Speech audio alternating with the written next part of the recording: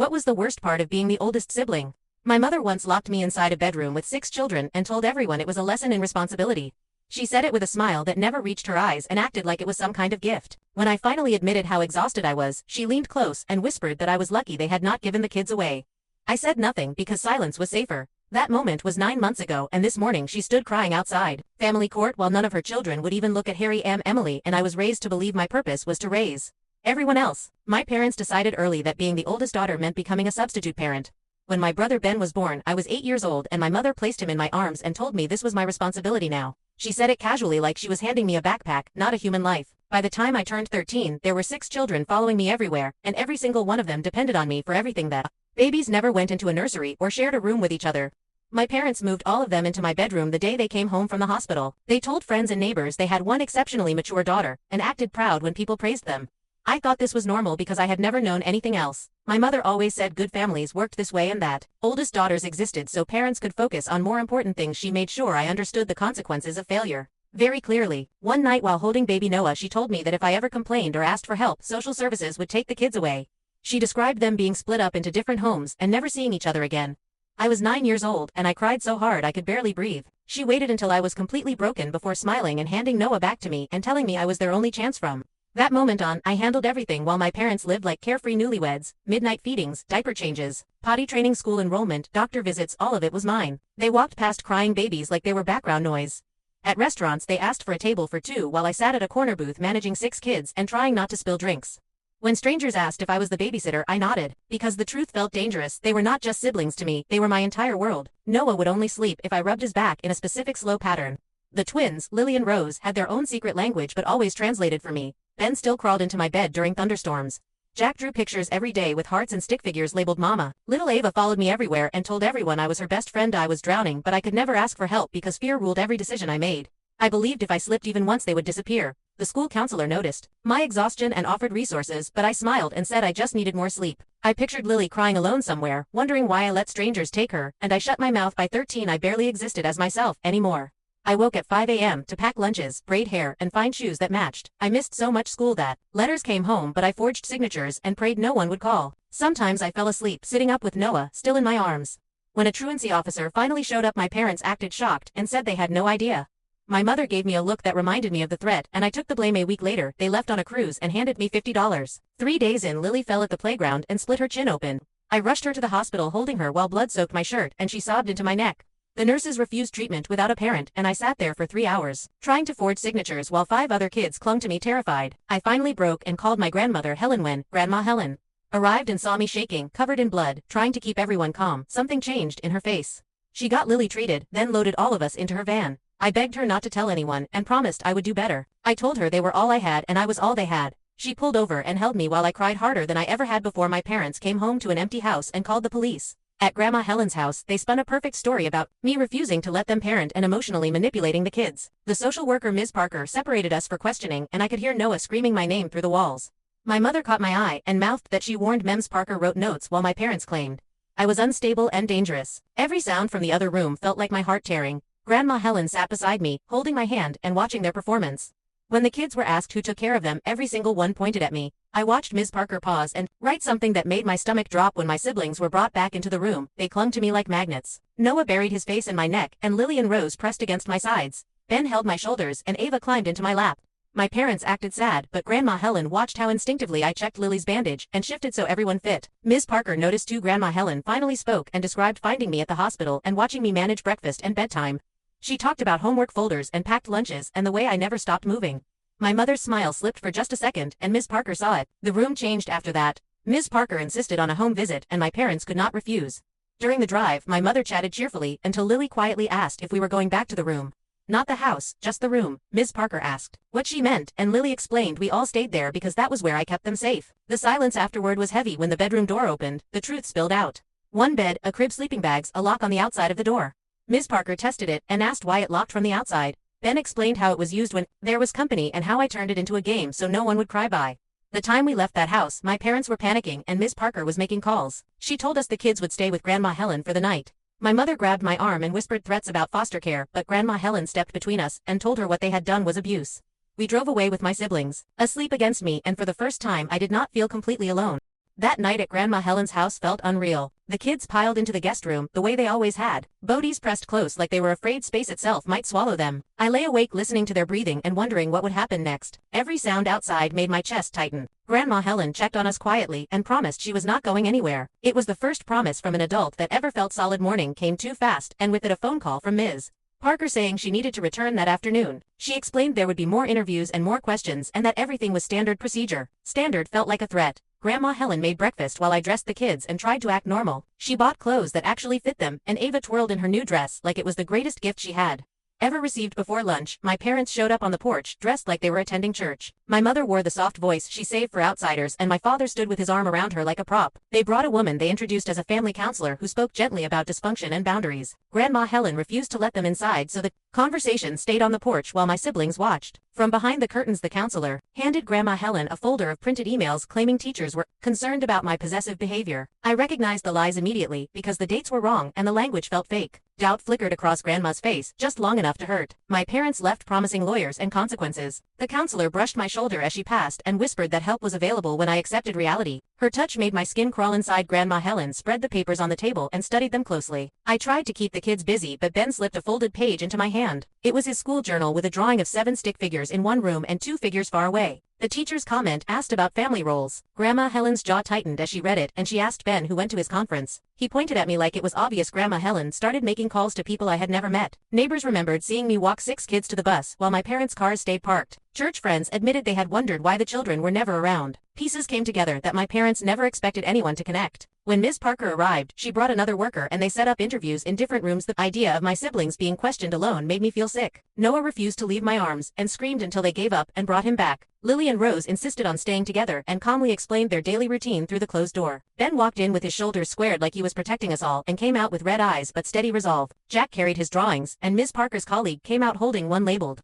Mom Ava went last, clutching a doll Grandma Helen bought that morning. Her voice carried through the door as she explained how I fixed everything because the other grown-ups were busy. While they spoke with the kids, Ms. Parker questioned me in the kitchen. She asked about schedules and doctors and school and money. I told her everything because I was too tired to lie anymore. She asked why I never told anyone, and I tried to explain the years of warnings and fear. The way my mother described foster care like a nightmare waiting to happen. The way I believed one wrong word would destroy everything. Ms. Parker listened, and her expression shifted from procedure to something heavier. She asked if I had ever been allowed to be a kid, and I said no. That evening, Ms. Parker explained her preliminary findings. She used words like parentification and role confusion, and said my siblings believed I was their primary caregiver. She recommended they stay with Grandma Helen and told my parents over the phone. My mother's voice exploded through the speaker, and Grandma Helen calmly hung up. That night, none of us slept much, but we were together. The next morning, my parents arrived with a lawyer who spoke in careful tones and slid documents across the table. Grandma Helen had called her own lawyer, who arrived just in time and met his smile with steel. A psychologist named Dr. Martinez joined us and watched quietly as we moved through our routine. She saw how the kids naturally turned to me and how my parents' performances felt forced. Dr. Martinez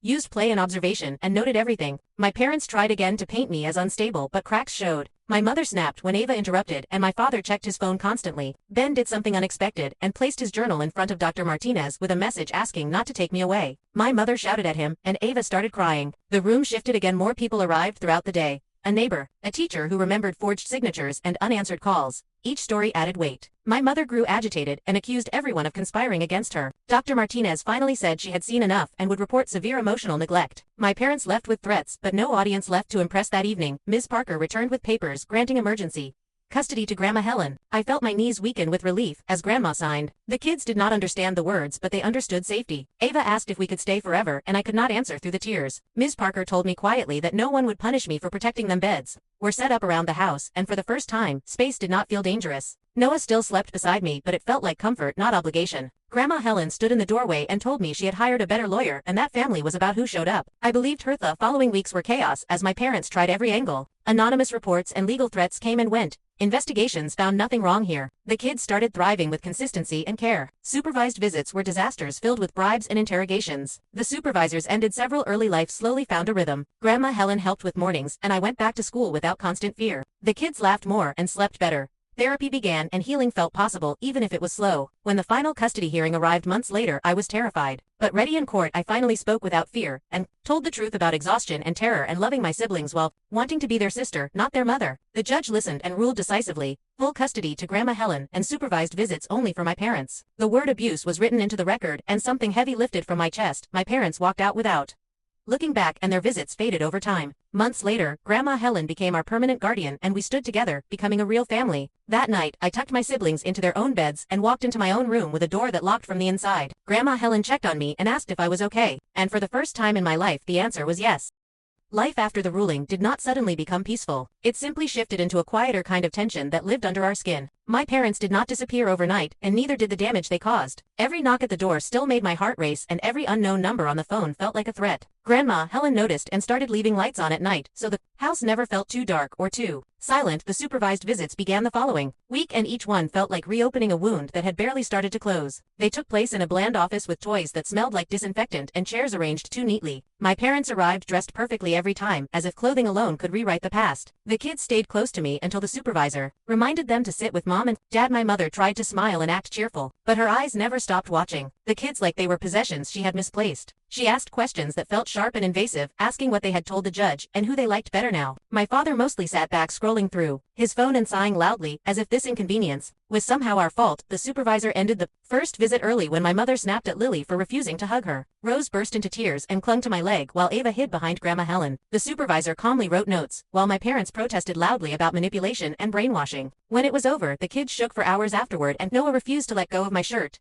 Dr. Martinez increased the therapy sessions after that. She worked with each child individually and then together, teaching them words for feelings they had never been allowed to express. Ben admitted he used to feel sick every time Mom walked past without looking at him. Jack talked about pretending I was his real mom because it felt safer. Hearing their truth hurt, but it also loosened something inside. All of UC started my own therapy too and learned that what I had lived through had a name and that it was not my fault. The therapist explained how children adapt to survive and how responsibility had been used as a weapon against me. I cried through most sessions, but it felt different than before. These tears did not come from fear, they came from release. At school, everything felt strange at first. Teachers treated me gently, and classmates asked careful questions. I joined a study group and realized I was not stupid or lazy like I had always believed. I was just exhausted. My grades slowly climbed, and for the first time I thought about a future that did not revolve around keeping 6 other people alive. Kids began to change too, in small beautiful ways. Lily and Rose started developing separate interests and argued over silly things instead of clinging to each other constantly. Ben slept through thunderstorms without crawling into my bed. Ava made friends at school and stopped panicking when I was not in the same room. Noah learned new words every week and laughed more than he cried.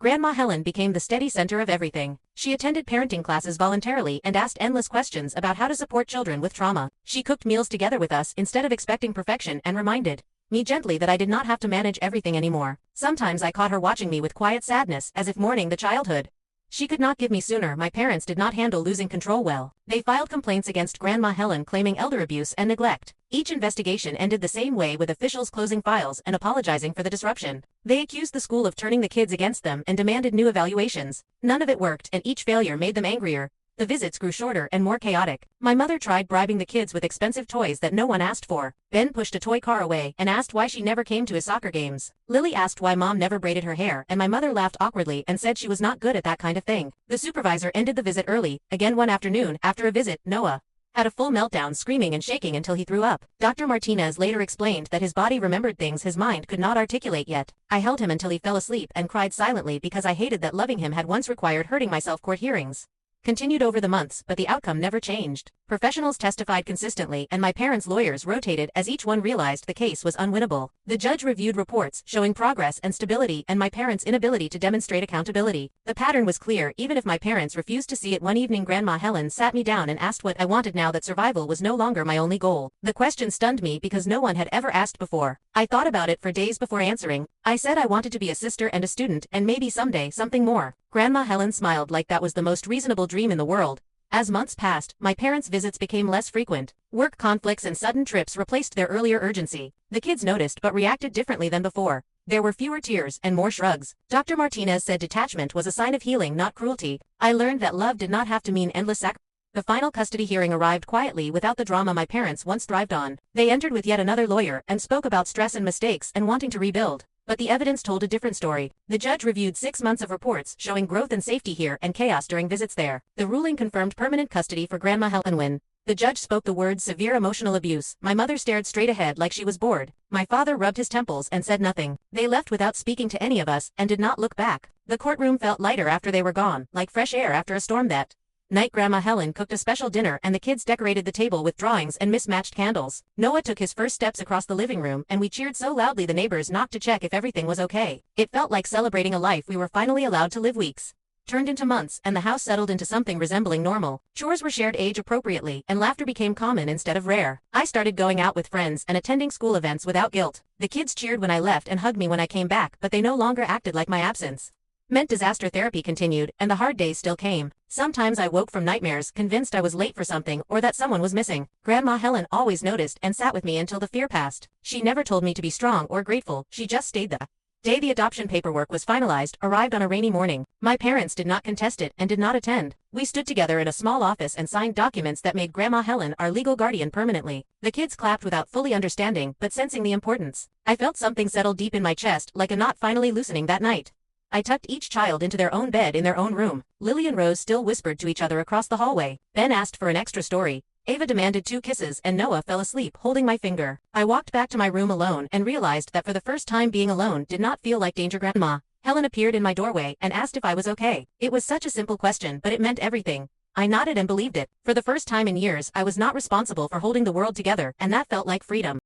The months that followed the adoption did not erase the past, but they softened its sharpest edges. Routines settled in, and the house learned how to breathe without fear. Mornings were no longer alarms and panic, but breakfasts that included conversation and spilled juice and laughter. Grandma Helen insisted on taking things slow, reminding us that healing did not mean rushing forward. It meant learning how to stand still without falling apart. School became a different world. For me, once survival stopped dictating every decision, I stayed after class without checking the clock every 2 minutes and joined a literature club because I liked stories, not because anyone needed me home. Teachers stopped treating me like glass and started treating me like a student again. The realization that I was capable of more than endurance felt both thrilling and terrifying. My siblings continued changing in ways that sometimes caught me off guard. Lily developed a stubborn streak and argued passionately when she felt wronged. Rose grew quieter but more confident and spent hours drawing alone. Ben started inviting friends over without asking me first, and the sound of unfamiliar voices no longer sent me into panic. Jack joined a soccer team, and Ava learned how to sleep in her own bed through the night. Noah remained the most sensitive to change, and Dr. Martinez worked closely with him. She explained how early instability could echo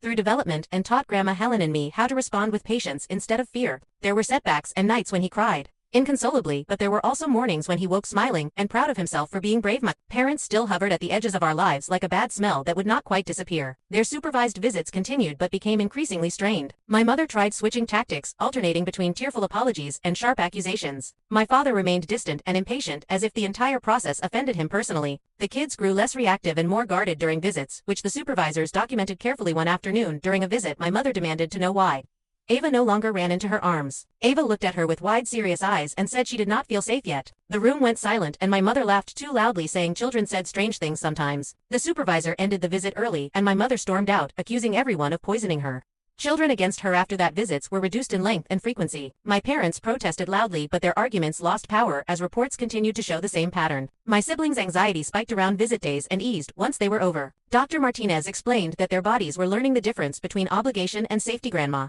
Helen made a point of celebrating small milestones. The first night Lily slept alone without calling for me. The first parent-teacher conference where Ben proudly introduced Grandma as his guardian. The first time Jack forgot to check if I was watching his game and just played. These moments felt like proof that the world did not collapse. When I stepped back, I struggled more than I expected with letting go. Years of being needed had shaped my identity, and sometimes I felt useless without a crisis to manage. Therapy helped me unpack that feeling and understand that worth did not come from exhaustion. My therapist encouraged me to explore interests that belonged only to me and not to the role I had been forced into. I started writing again, something I had loved before responsibility swallowed everything. Words came out messy and emotional and sometimes angry, but they were mine. Grandma Helen read nothing unless invited and respected my privacy in a way that still felt unfamiliar. Having a door that locked from the inside remained a small miracle I appreciated daily. As the year progressed, legal matters slowly faded into the background. My parents' appeals stalled, and their lawyers stopped returning calls. Supervised visits dwindled as excuses multiplied. Work conflicts turned into missed appointments, and eventually long stretches of silence. The kids noticed, but instead of heartbreak, there was a quiet acceptance that surprised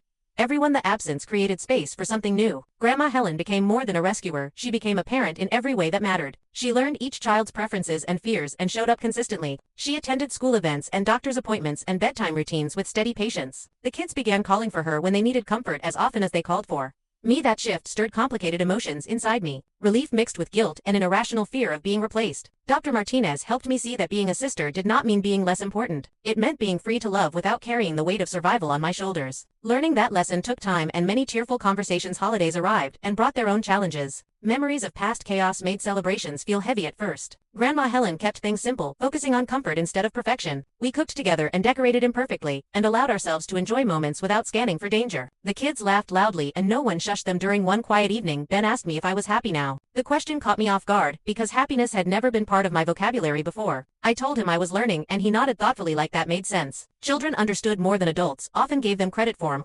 My parents attempted one final dramatic return near the end of the year. They sent a letter filled with apologies and promises, claiming they had changed and wanted another chance. Grandma Helen showed it to her lawyer and Dr. Martinez before deciding how to respond. In the end, a brief formal reply was sent outlining the conditions already in place. No emotional engagement, no reopening old wounds. The kids asked questions and we answered honestly but gently. We explained that love did not always mean access and that safety mattered most. There were tears, but they passed more quickly than before. The ground beneath us felt solid enough to hold difficult truths. As winter turned to spring, I turned 15, and Grandma Helen insisted on throwing a real birthday party. Friends from school came and the house filled with music and laughter. My siblings made handmade cards with crooked letters and inside jokes only we understood. For the first time, my birthday was about me and not about how much I could handle that night after everyone went to sleep.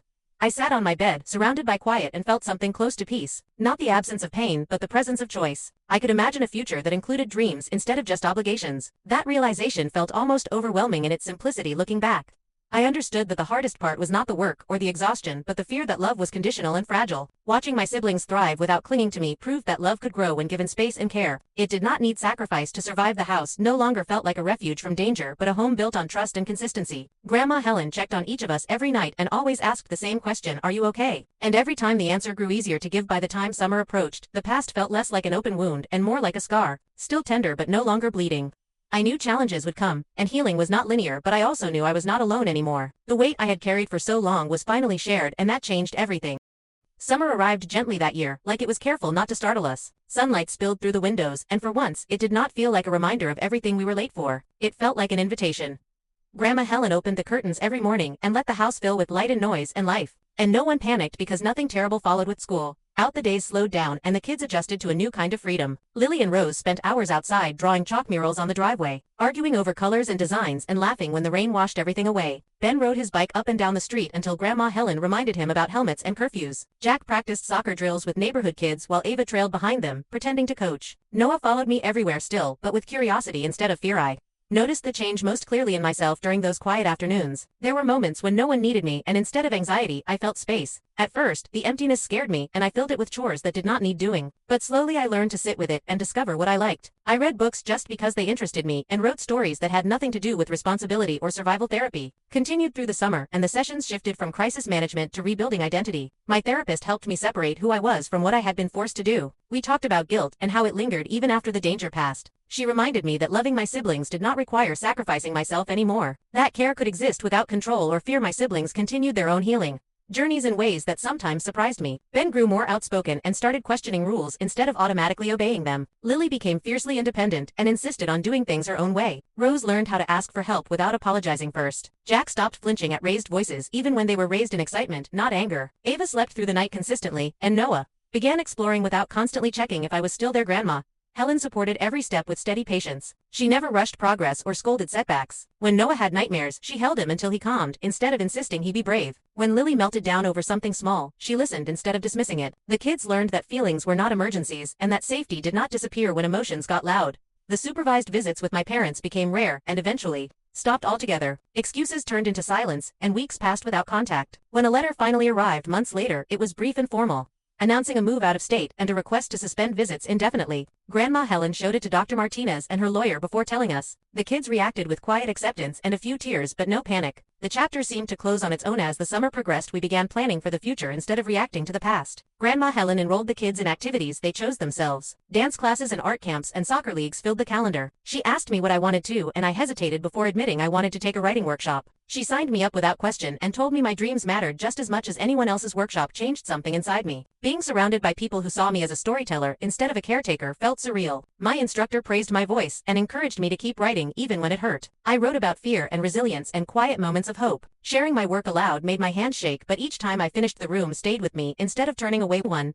evening after a long day, Grandma Helen and I sat on the porch watching the kids play in the yard. She apologized softly for not seeing the truth sooner, and I surprised myself by telling her she did not need to. She showed up when it mattered, and that was enough. We sat in comfortable silence, and for the first time I felt like a child sitting beside a parent, not a partner, managing a household. As fall approached, routines shifted again, and the kids returned to school with confidence that still amazed me. Teachers reported improvements across the board and noted how secure and engaged they seemed. Parent-teacher conferences were calm and ordinary, and Grandma Helen attended them all with notes and questions. I stayed home those days and studied or wrote, knowing the responsibility was no longer mine alone. I started my sophomore year with a sense of possibility instead of dread. I joined clubs and stayed late without calculating consequences. I made friends who knew me as Emily, not as a caretaker or cautionary tale. I laughed more freely and slept more deeply, and slowly the constant knot in my chest loosened. The holidays came and went with warmth instead of chaos. We created new traditions that belonged to us alone. Grandma Helen let the kids help cook even when it got messy, and nothing had to be perfect. Laughter echoed through the house, and for once the memories we made felt safe to revisit. In a quiet winter night, Ben asked if we were a real family now. Grandma Helen answered without hesitation that we always had been, but now the world recognized it too. The kids seemed satisfied with that and went back to their game. I sat with the words and let them settle. Family was not defined by control or obligation, it was defined by care and consistency. As spring returned, the final paperwork arrived, confirming everything we already felt in our bones. Grandma Helen was our permanent guardian, and the case was officially closed. There were no celebrations with balloons or speeches, just a shared dinner and a sense of calm. The kids slept easily that night, and so did too. Spent more time thinking about the future and less time replaying the past. Therapy helped me understand that healing was not about forgetting but about integrating what happened without letting it define every choice. I began imagining college and careers and lives that extended beyond survival. The idea no longer felt impossible. One evening, as the sun set, Grandma Helen knocked on my door and asked if I needed anything. I realized how rare that question once was and how powerful it remained. I told her I was okay and meant it fully. She smiled and told me she was proud of me, not for what I had endured, but for who I was becoming. Looked around my room at the posters on the walls and the notebooks on my desk and the door that locked from the inside. If I wanted privacy, I thought about how far we had come and how different life felt without constant fear. My siblings were safe and growing and learning who they were allowed to be. And for the first time, so was I. Story did not end with everything fixed or perfect, but it ended with something better. Stability, trust, and the freedom to grow. We were no longer surviving in the shadows of someone else's control. We were living in the open with room to breathe, and that made all the difference.